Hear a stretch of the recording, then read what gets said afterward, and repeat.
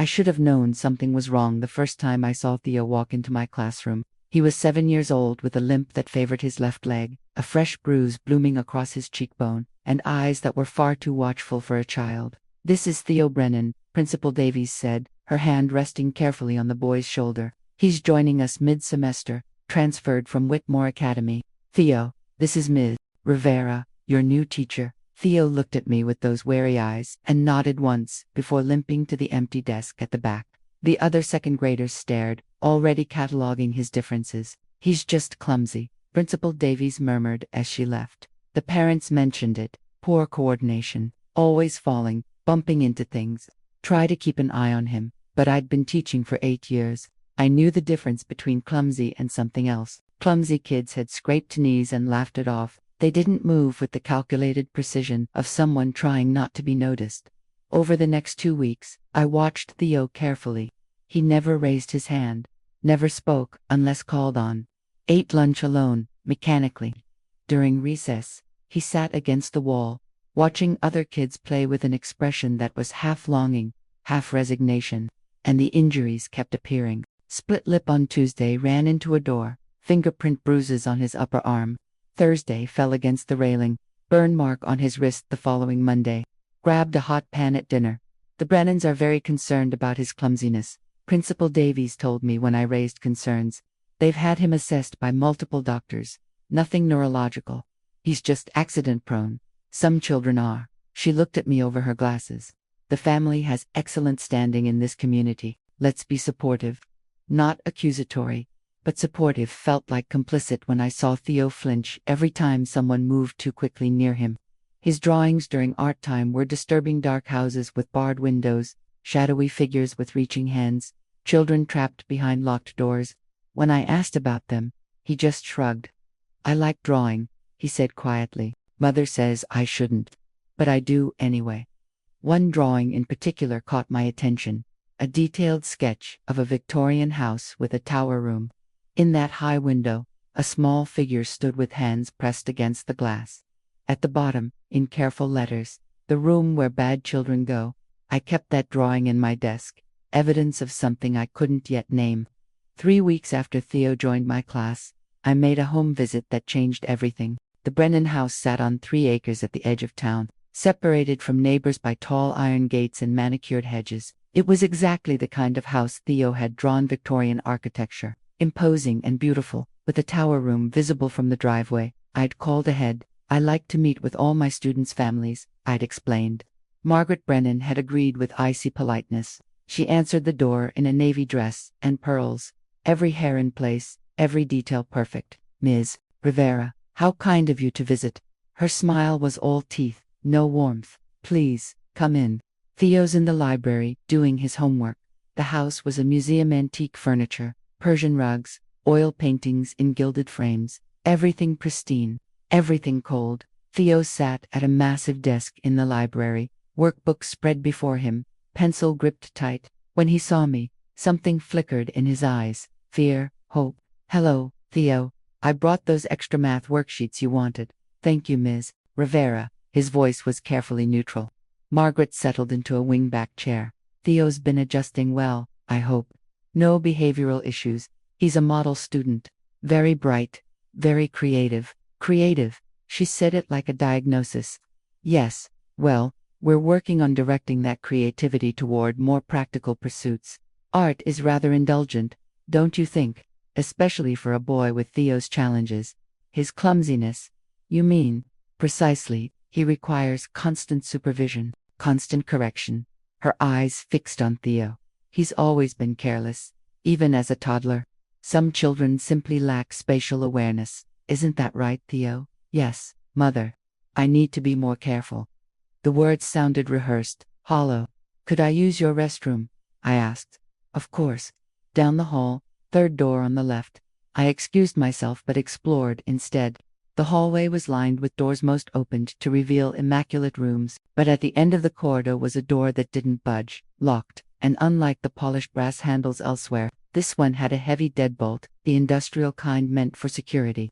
I heard footsteps. Margaret stood at the end of the hall, expression pleasant but eyes cold. "Did you get lost, Ms. Rivera?" Just admiring your beautiful home. How kind.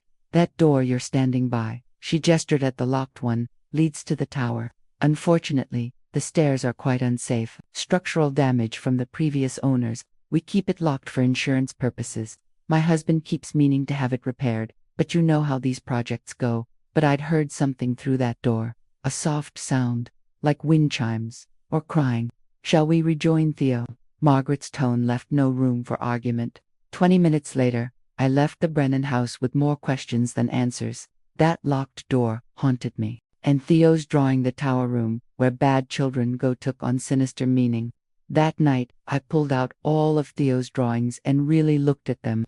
In every single one, somewhere in the composition, was a small red bird, sometimes in a cage, sometimes flying away, sometimes just watching from a corner. The red bird appeared in 12 different drawings, always small, always present, like a signature or a message. The next morning, Theo came to school with a fresh injury, this time a sprained wrist in a brace. "What happened?" I asked gently, pulling him aside. "I fell down the stairs. I wasn't paying attention. That must have hurt." He nodded, not meeting my eyes. "Theo, can I ask you about your drawings? The red bird that appears in all of them, what does it represent?" His head snapped up, panic flashing across his face. "You noticed. I'm a teacher. I notice everything." He looked around to make sure no one was listening, then whispered, "It's Robin, my sister. She's in the tower room." My blood ran cold. "Your sister? I didn't know you had a sister." "Mother says I don't anymore. Mother says Robin died 3 years ago in an accident, but she didn't die. She's locked in the tower because she was bad. Because she wouldn't obey. Mother keeps her up there to teach me what happens to children who don't follow rules." "Theo, are you sure about this? Could it be I hear her crying at night? I hear Mother bringing her food. I've seen her shadow in the tower window." His eyes filled with tears. "Please don't tell Mother I told you. She hurt me worse, and she hurt Robin. I won't tell her. But Theo, I need to help. Can you tell me anything else?"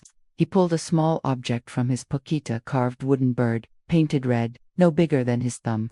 "Robin made this for me before Mother locked her away. She loved birds. She loved freedom." He pressed it into my hand. "You keep it.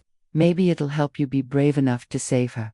During lunch, I called child services. "I have a student with repeated injuries and claims his supposedly dead sister is being held prisoner in a locked room." The caseworker sighed. "The Brennan family. We've received calls about them before. Mrs. Brennan is very convincing. She has death certificates, medical documentation, testimonials from community leaders, and she's already filed a complaint about you said you were making inappropriate inquiries about their family tragedy." "What tragedy?" "Their daughter Robin died 3 years ago, drowned in their pool. The family's been in therapy ever since. Mrs. Brennan predicted you'd make false allegations. Said you were displaying concerning fixation on Theo. She'd been 3 steps ahead, building her defense before I even realized I was investigating. But the injuries are documented by their family physician as accidental. Theo has a coordination disorder. It's all on file." The caseworker's voice softened. "Look, I understand your concern, but without concrete evidence, we can't harass a grieving family." I hung up feeling helpless, but I couldn't let this go. That carved red bird sat on my desk, a tiny plea for help. That night, I researched the Brennan family. 3 years ago, news articles reported the tragic drowning of 9-year-old Robin Brennan. Pool accident. Family devastated. Funeral held at St. Catherine's. Everything documented, everything official, except Theo said she was alive. I found the funeral director who'd handled Robin's service. "Do you remember the Brennan funeral?" I asked when I called. "Of course. Tragic case. Closed casket, which is standard for drowning victims." "Did you actually see the body?" Long pause. "The family provided the body. We prepared it according to their wishes. But did you personally verify it was Robin Brennan?" "We trusted the family and the death certificate." "Why are you asking?" "Just wondering if there was anything unusual about the case." Another pause. "Actually, yes. The body was quite small for a 9-year-old, and the family was extremely controlling about the arrangements. No viewing, no open casket, cremation immediately after the service. At the time, I attributed it to their grief, but looking back, looking back, it could have been anybody. I'm not comfortable speculating about that, Ms. Rivera, but I was past comfortable. I was certain now. Margaret Brennan had faked her daughter's death and imprisoned her in that tower, and she was systematically abusing Theo to keep him silent. I needed proof. Real, undeniable proof. Clue number 1 came from an unexpected source. Emma Chen, one of Theo's classmates, approached me during recess. "Ms. Rivera, I need to tell you something about Theo." "What is it, Emma?" "My mom used to be friends with Mrs. Brennan. They were in a book club together 3 years ago. But Mom stopped being friends with her after Robin died." "Why?" Emma bit her lip. "Mom said Mrs. Brennan was too calm about it. Like she wasn't really sad. And Mom said she heard singing coming from the Brennan house once when she drove by at night. A girl singing. But when she mentioned it to Mrs. Brennan got really angry and said Mom was hearing things. They stopped being friends after that." "Did your mom tell anyone else?" "She told Dad, but Dad said grief makes people act weird and Mom should mind her own business." Emma looked worried, but I think Mom was right. "I think someone's in that house." "Thank you for telling me, Emma. This is very helpful." That afternoon, I called Emma's mother. She confirmed the story, adding details. "I drove by their house around 9 at night, and I heard it clearly, a young girl's voice singing something classical. It was definitely coming from that tower. But when I asked Margaret about it the next day, she practically bit my head off. Said I was spreading malicious rumors about her family, that no one was in that tower, that I was imagining things. She accused me of being cruel to a grieving mother." Mrs. Chun's voice dropped. "But I know what I heard, and I've always wondered, ... Wondered what? If Robin really died, or if Margaret just wanted everyone to think she did." I thanked her and spent the evening piecing together what I knew. Theo's claims about his sister being alive, the locked tower room, the singing Mrs. Chen had heard, the too small body at the funeral, the carved red bird, and Theo's injuries, not accidents at all, but punishment for a boy who knew too much, who wouldn't forget his sister, who represented a constant threat to Margaret's lie. I needed to get into that tower, and I needed to do it without getting caught. The next day Theo didn't come to school. Margaret called to say he'd had another accident, a bad fall, and would be out several days recovering. "Nothing serious," she assured the school secretary. "Just some bruising. But we'd rather keep him home, where we can watch him." Isolation. He was isolating him because I'd been asking questions. That Friday night, I parked down the street from the Brennan house. I'd dressed in dark clothes, brought a flashlight and my phone. I was going to break in, find that tower, document what I found. If I got arrested, lost my job, ruined my life, so be it. I couldn't let a child remain imprisoned. The house was dark except for a single light in what I assumed was Margaret's bedroom. Theo's father, Richard, was apparently on another business trip, convenient timing, or planned. I circled to the back. The gates were locked, but I found a spot where the hedge was thin enough to squeeze through. The back door was locked, but a basement window was open just slightly for ventilation. I squeezed through, dropping into darkness. The basement was full of storage, old furniture, boxes, the detritus of wealthy people who never threw anything away. I found the stairs and crept up into the house. Everything was silent, too silent. I moved through the kitchen, down the hallway toward that locked door. I needed keys. Where would Margaret keep them? I searched the obvious places: kitchen drawers, her purse hanging by the door, the entry table. Nothing. Then I remembered people hide important keys somewhere secure, but accessible. I checked the study. The desk was locked, but I'd learned to pick simple locks in my misspent youth. After several tense minutes, the drawer popped open. Inside was a ring of keys. I crept back to the tower door. The deadbolt was heavy duty, but the third key fit. The bolt slid open with a soft click. Behind the door was a steep, narrow staircase, spiraling up into darkness. I climbed slowly, each step creaking, my heart hammering so loud I was sure it would wake the house. At the top was another door, this one unlocked. I opened it carefully. The tower room was small but furnished, a twin bed, a desk, shelves of books, a bathroom visible through a half-open door, and in the corner, a girl. She was maybe 12 now, thin and pale with long dark hair. She sat at the desk with a sketchbook, drawing by the light of a small lamp. When she heard the door, she spun around, eyes going wide with terror. I put my finger to my lips. "Robin, I'm a teacher. I'm Theo's teacher. He sent me to find you."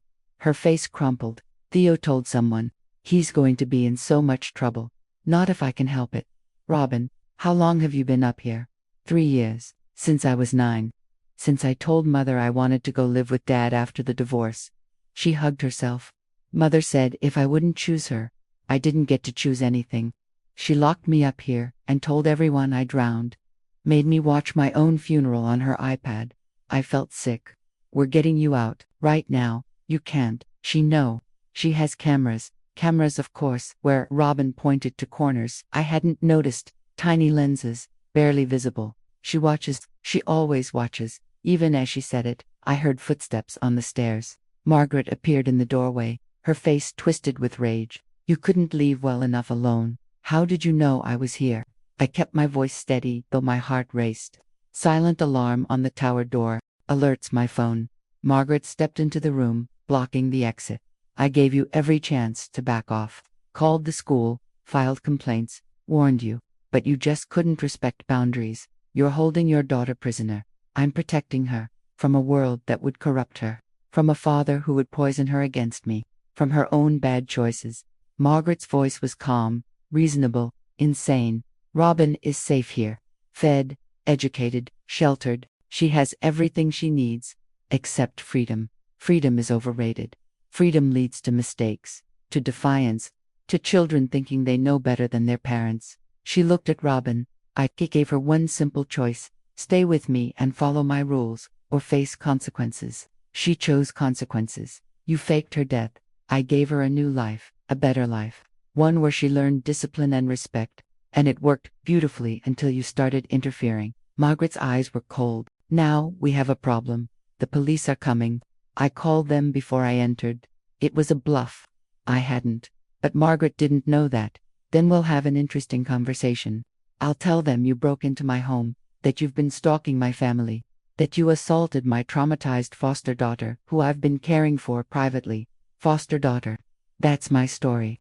Robin Brennan is dead. I have a death certificate to prove it. This girl is Sophie, a troubled foster child I'm rehabilitating. The locked room is for her protection, not imprisonment. And you're an unstable teacher who became obsessed with my son and broke into my house with wild accusations. It was almost brilliant, almost believable. Except Theo will tell the truth. Theo has an overactive imagination and a history of making things up. Everyone knows that. It's in his school files. She smiled. I've been building this defense for 3 years, Ms. Rivera. Every contingency planned. Every detail covered. You think you can tear it down in one night? From downstairs came the sound of sirens. I hadn't called the police, but someone had. Margaret's confident expression flickered. What did you?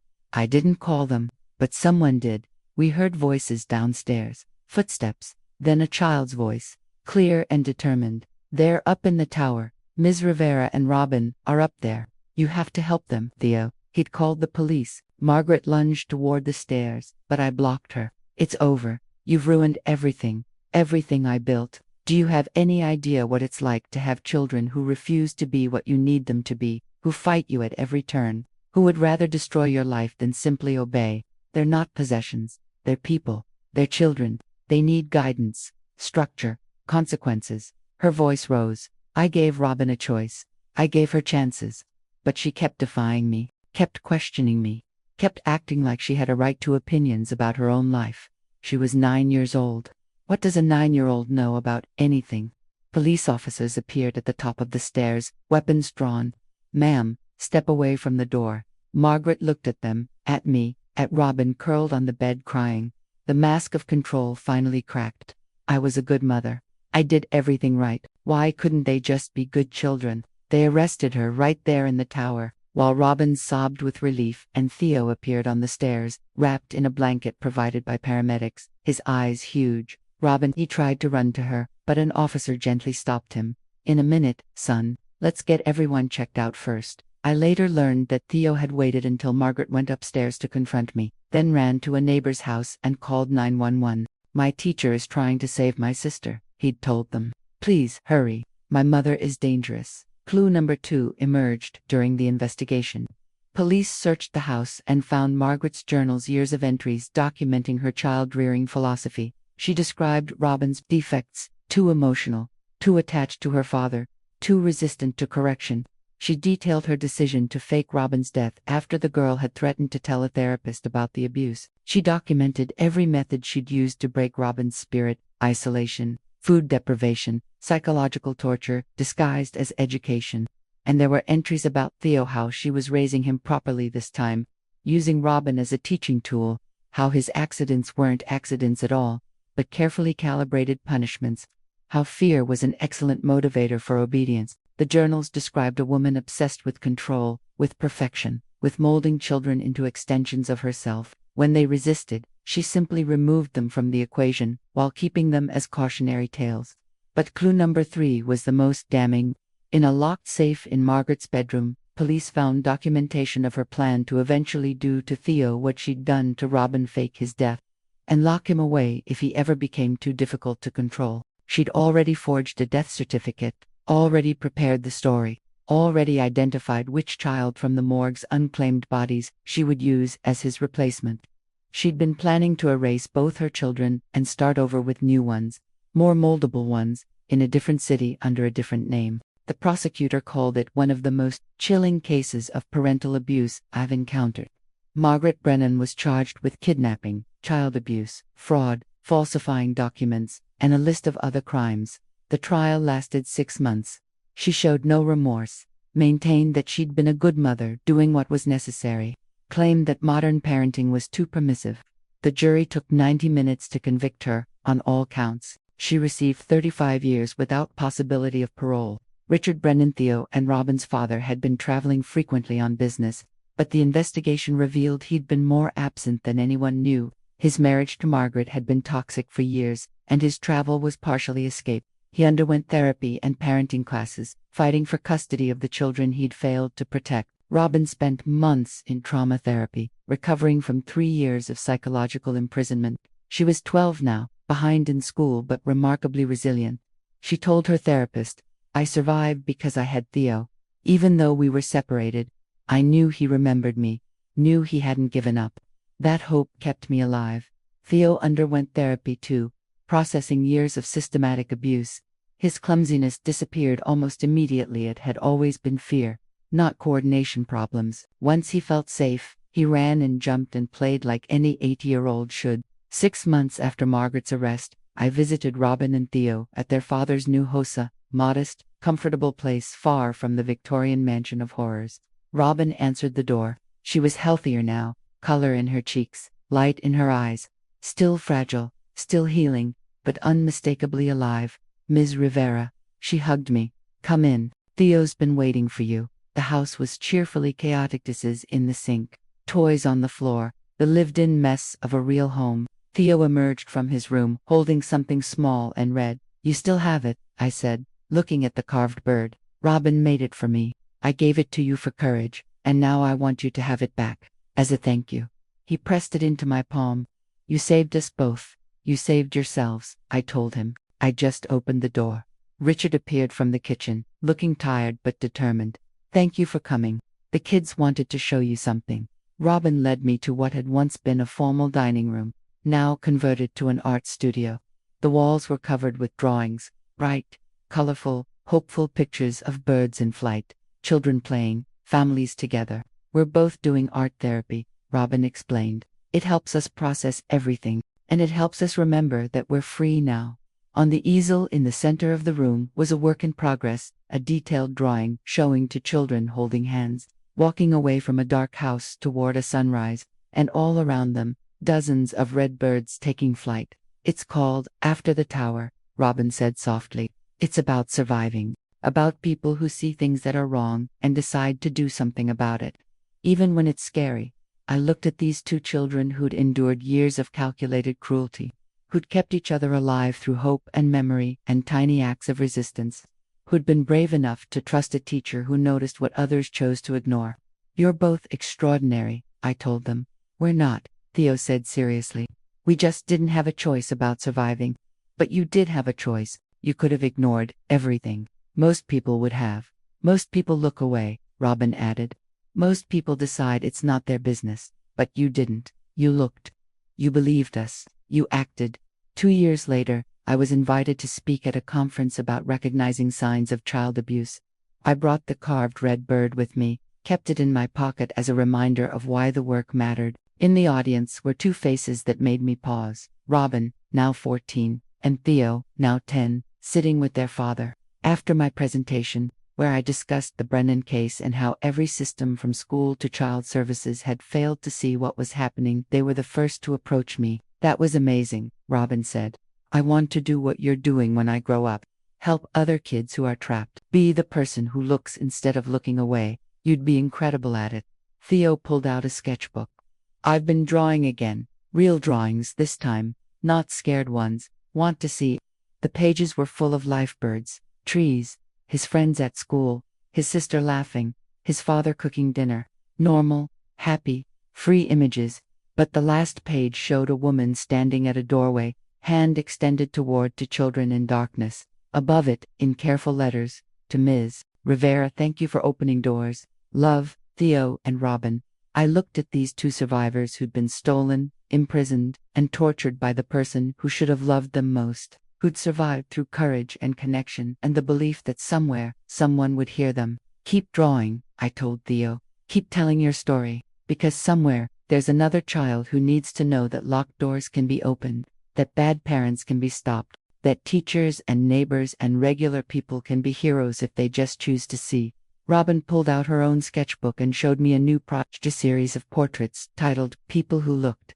It included Mrs. Chen, who'd heard singing and refused to doubt herself; Emma, who'd shared what she knew; Theo himself, who'd called 911; and me, drawn opening a tower door while red birds flew free. "This is for an art show at school," Robin explained, "to raise awareness about child abuse. The theme is someone is watching, because abusers think no one sees them. They think they can hide their crimes behind locked doors and perfect facades. But there are always people watching, and some of those people are brave enough to act." 5 years after the tower, I attended Robin's high school graduation. She was 17, valedictorian, planning to study social work in college. Her speech was about resilience, about the power of one person choosing to care, about how darkness can't survive when someone is brave enough to turn on a light. Theo, now 13, sat with their father, both of them beaming with pride. The Victorian mansion had been sold years ago, eventually demolished. The tower where Robin had been imprisoned no longer existed except in photographs used as evidence in Margaret's trial. Margaret herself was in prison, still maintaining she'd done nothing wrong, still insisting she'd been a good mother. She'd requested visits with her children multiple times. They'd refused every time. "I don't need her forgiveness," Robin told me once.